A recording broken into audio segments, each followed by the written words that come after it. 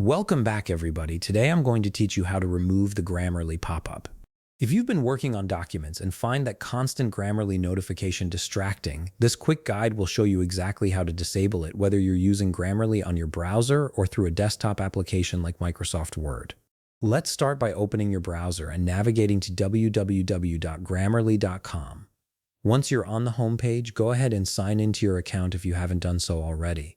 After entering your login credentials, you'll be automatically directed to your Grammarly dashboard where all your documents are stored and ready to access.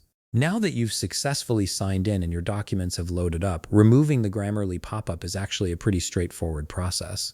The method works whether you've installed Grammarly on your browser or directly on your computer.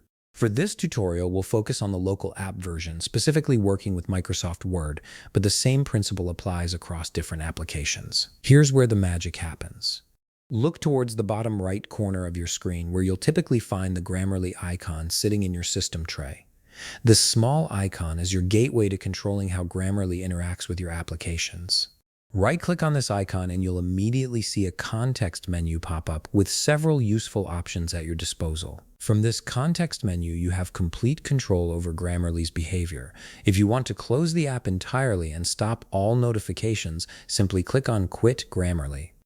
This will shut down the application completely and remove all pop-ups until you launch Grammarly again. Alternatively, if you just need a temporary break from suggestions, you can turn off Grammarly for a specific software you're currently using.